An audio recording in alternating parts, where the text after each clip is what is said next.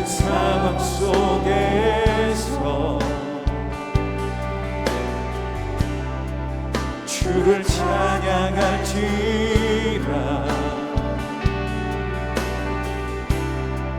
주는 너의 큰 삶을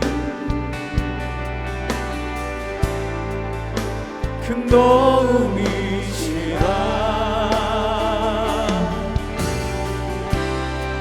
주의 얼굴 구할 때 주의 영을 부으사 크신 사랑 안에서 주를 보게 하소서.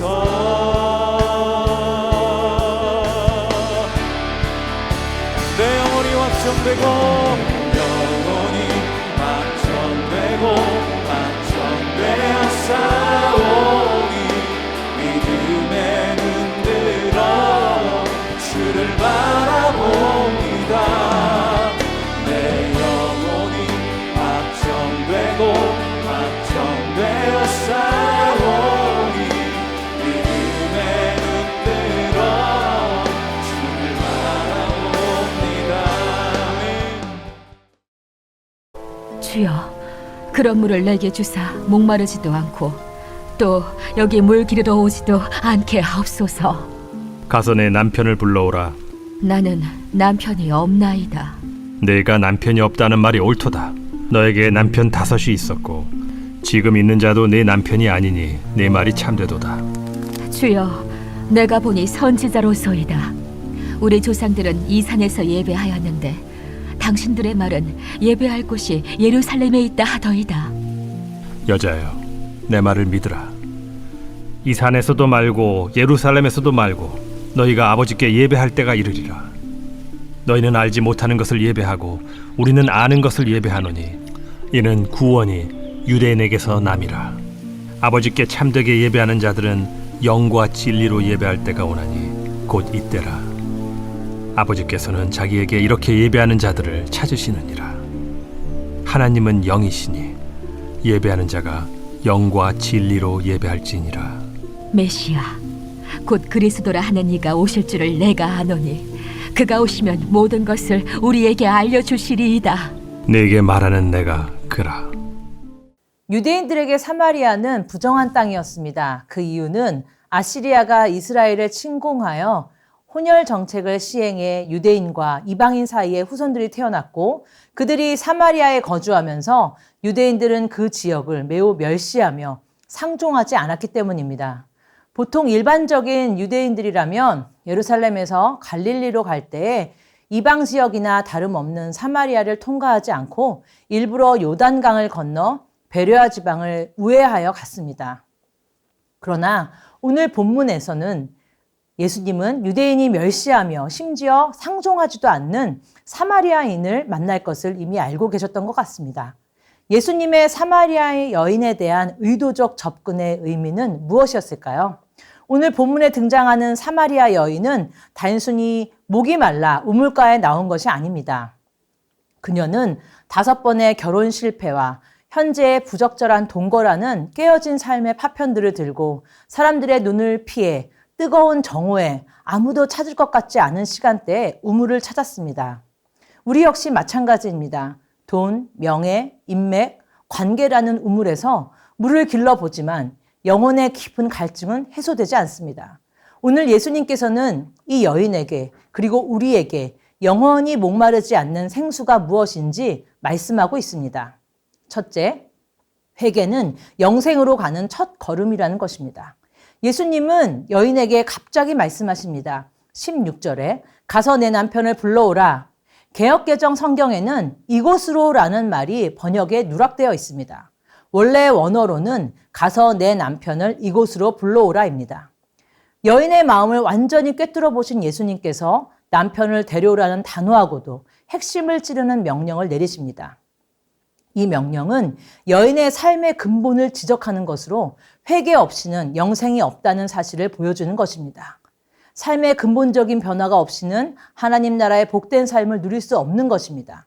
그래서 이곳으로 불러오라는 말은 결국 예수님에게만 구원이 있음을 보여줍니다. 예수님께로 나오는 자만이 영생을 얻을 수 있습니다. 17절에 나는 남편이 없나이다를 지적하면 나는 남편을 가지고 있지 않습니다입니다. 그러므로 지금 함께 살고 있는 남편은 법적으로 결혼한 사람이 아니라는 의미가 듭니다. 결혼하지 않은 상태에서 남자와 동거를 한다는 것은 율법에 어긋난 행위며 다른 남자의 정부가 된다는 것은 음행에 해당되는 것이었습니다. 예수님의 말씀에 의하면 여인은 5번 결혼하여 5명의 남편이 있었으나 현재 사는 남자는 법적인 남편이 아닌 것으로 보입니다. 여인은 사마리아 출신인데다가 부적절한 관계를 맺고 있는 부정한 여인으로서 예수님께서는 그녀의 그러한 처지를 꿰뚫어 보시고 남편을 데려오라고 명하신 것입니다. 나는 남편을 가지고 있지 않습니다. 라는 여인의 대답은 자기 자신의 죄를 고백하는 것이나 다름없습니다. 하나님 앞에 자신의 죄를 솔직히 내어놓고 벌거벗은 영혼으로 설 때 비로소 영생의 길이 열리는 것입니다. 18절에 예수님은 내 말이 참되도다는 내가 이미 말하였다는 뜻입니다. 원문상의 표현은 여인이 자신의 상황을 솔직하게 말하였다는 사실에 강조점을 둔 것입니다. 여인은 예수님을 만난 후에 심정의 변화가 일어나 지금의 남편도 법적인 남편이 아니라는 사실과 자신의 부도덕한 삶에 대하여 솔직하게 고백하고 있는 것입니다. 결국 이곳으로 오라는 말씀을 단순히 장소의 이동이 아니라 죄의 자리를 떠나 구원자이신 예수님 앞으로 나오라는 초대인 것입니다. 둘째, 예배는 장소가 아니라 관계라는 것입니다. 자신의 치부가 드러나자 여인은 당황하여 예배의 장소 문제로 화제를 돌립니다. 우리 조상은 그리심산에서 당신들은 예루살렘에서 예배합니다. 라고 말합니다. 어디가 맞습니까? 19절에 내가 보니 원어의 의미는 내가 압니다 라는 뜻의 현재형입니다. 이 동사는 관찰하다, 숙고하다, 인지하다는 뜻으로 여기에서는 여인의 신앙적인 통찰력을 말하는 것입니다. 예수님 앞에서 솔직하게 자신의 부끄러운 삶을 고백한 여인은 점점 예수님을 바라보는 시각이 바뀐 것입니다. 여인이 맨 처음 예수님을 만났을 때 그저 유대인으로 대하였지만 이제는 예수님을 선지자로 이해하게 된 것입니다. 당시 많은 유대인들은 예수님을 세례 요한이나 엘리야 정도의 선지자로 이해하였습니다. 비록 예수님을 메시아로 온전히 이해하지는 못했지만 여인의 내면에는 큰 변화가 있었던 것은 분명합니다. 20절에 예수님을 선지자로 인식한 여인의 고백은 하나님께서 예배받으실 적합한 장소가 어디인가 하는 유대인과 사마리아인의 논쟁을 상기케 합니다. 사마리아인들에게 모세오경에 나오는 그리심산이 예배의 장소로 간주되었고 예루살렘에서 예배하라는 구약의 예언서들은 권위 있는 것으로 인정되지 않았습니다. 그러므로 여인이 지적하는 이 산은 바로 그리심산을 의미하는 것입니다. 포로 귀환 후에 유대인들은 예루살렘의 성전을 재건하였으나 그들이 사마리아인들의 동참을 거부하자 사마리아인들은 그리심산에서 자기들만의 성전을 세워 예배의 장소로 삼았습니다. 그러나 주전 129년에 유대의 대제사장 힐카누스에 의해 불태움을 당했습니다. 그러나 사마리아인들은 그리심산을 여전히 예배의 처소로 삼고 축복의 산으로 믿었습니다. 21절에 예수님께서 여자여라고 부르시는 것은 친근감 있는 애정 어린 호칭입니다. 예수님께서는 비록 사마리아 여인이 율법에 어긋나는 삶을 살아가는 부정한 여인일지라도 반드시 구원받아야 할 소중한 인격체로 보신 것입니다. 그래서 내 말을 믿으라고 말씀하신 것은 너는 나를 믿으라 라는 뜻이며 예수님을 믿는다는 것은 그분이 하나님이 보내신 메시아라는 사실과 죽음에서 생명으로 옮겨주실 분이라는 사실을 믿는 것입니다. 예수님께서는 하나님께 드릴 장소가 그리심산인지 예루살렘인지에 대해 궁금해하는 여인에게 정확한 장소에 대한 답변은 없으시고 단지 아버지께 예배할 때가 이를 것이라는 사실말을 말씀하십니다. 이 말은 장소가 중요한 것이 아니라 아버지께 예배하는 것이 중요하다는 것입니다. 이르리라의 원어는 현재형으로 그것이 오고 있다는 뜻입니다. 즉 아버지께 영과 진리로 예배드리는 새로운 시대가 도래하고 있음을 의미합니다. 예수 그리스도를 통하여 새 시대가 이미 시작되었으며 새 시대의 사역은 십자가상에서의 대속적인 죽음으로 완성될 것입니다. 예수님께서 운명하실 때 위로부터 아래로 찢어진 성전 휘장은 그리심산이냐 예루살렘이냐 하는 논쟁을 종식시키는 사건이기도 합니다. 오직 예수 그리스도의 이름으로 아버지께 예배드리는 자는 장소가 중요한 것이 아니라는 것이죠. 22절에 사마리아인들은 알지 못하는 것을 예배하지만 유대인들은 아는 것을 예배한다는 말씀은 예배의 대상에 관한 이야기입니다. 사마리아인들은 모세 오경만을 하나님의 말씀을 받아들였으므로 예배의 대상을 정확히 알지 못합니다. 반면에 유대인들은 구약 성경 전체를 하나님의 말씀으로 믿으며 성경에 의해 지정된 장소에서 예배를 드립니다. 유대인들은 그들 가운데서 나신 메시아로 말미암아 세상의 구원을 가져올 백성으로 선택받았습니다. 구원을 가져다 줄 메시아가 유대인에게 나올 것이라는 사실은 이미 구약에 여러 번 예언된 바 있습니다. 예수님께서는 유대인이 하나님의 택한 백성이며 구속사에 있어서 특별한 지위를 가진 백성이라는 사실을 인정하셨습니다.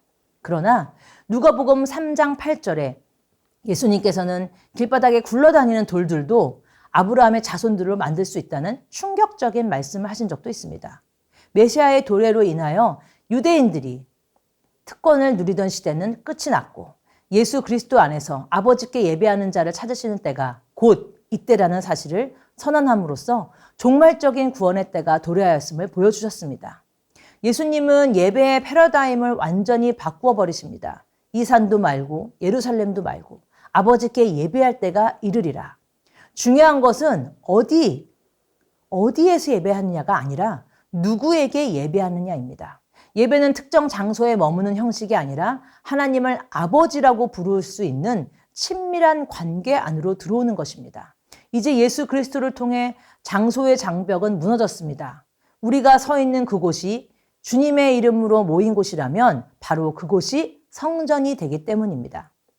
셋째, 하나님은 영과 진리로 예배하는 자를 찾으신다는 것입니다.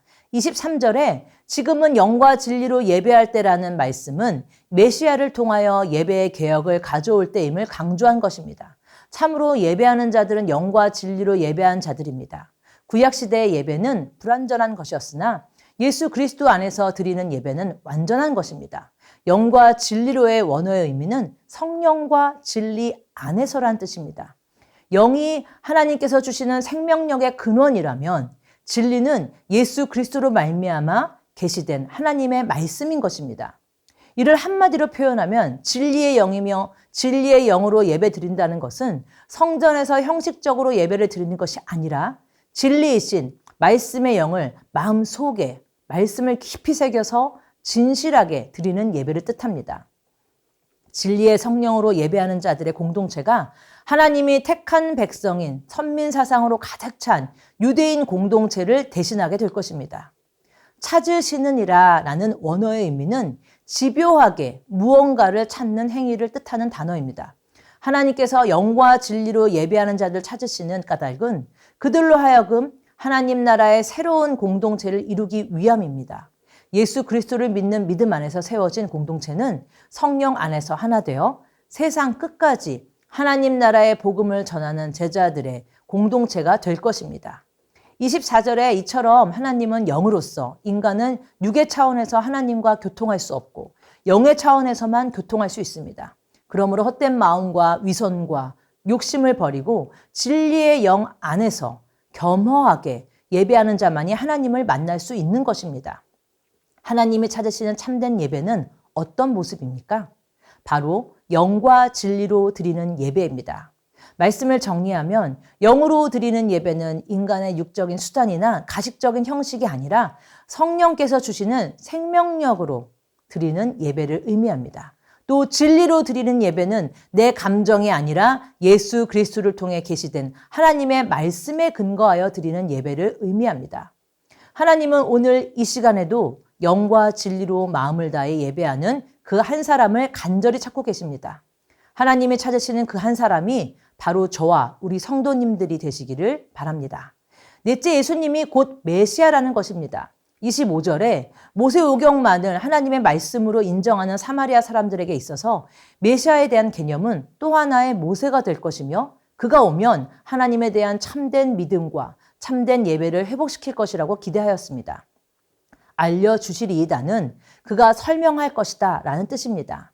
이 단어는 설명하거나 선언한다는 의미입니다. 여인은 예수님을 단지 선지자로 보고 있으며 오실 메시아라는 생각은 하지 못했습니다.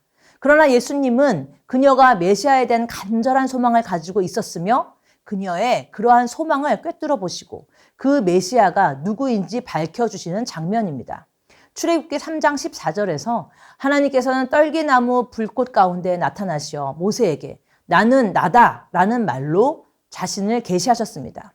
이처럼 26절에 원어로 에고에이미라는 말은 여호와께서 자신을 나타내시는 전용적인 용어입니다. 여호와는 스스로 있는 자로서 영원히 존재하는 분이시라는 것입니다. 존재를 나타내는 동사 에이미는 현재 시제로서 여호와 하나님과 마찬가지로 예수 그리스도 역시 영원히 존재하신다는 분이심을 나타내는 것입니다. 또 출애굽기에서 하나님이 모세에게 자신을 알리셨던 나는 스스로 있는 자니라와 같은 표현입니다. 예수님은 지금 눈앞의 여인에게 내가 바로 내 영혼의 갈증을 해결할 창조주요 구원자 하나님이다 라고 선언하고 계신 것입니다.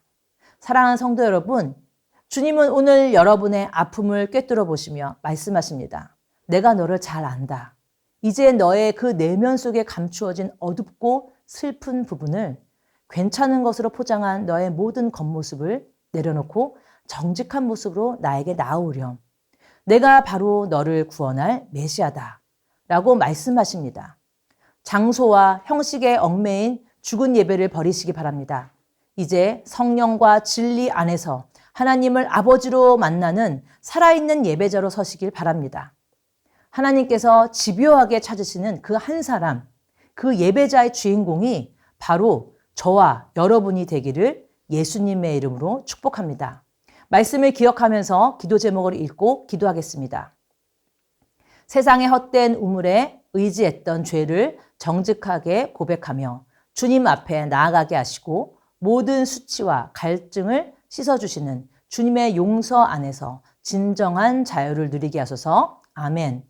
형식과 장소에 얽매인 예배가 아니라 성령의 생명력과 진리의 말씀으로 하나님을 만나게 하시고 하나님이 간절히 찾으시는 그 한 사람의 예배자가 바로 내가 되게 하소서. 아멘. 내 삶의 모든 갈증을 해결하신 예수님이 곧 하나님이심을 온전히 믿고 의지하게 하시고 목마르지 않는 영원한 생수이신 예수님을 날마다 전하는 복음 전도자가 되게 하소서. 아멘.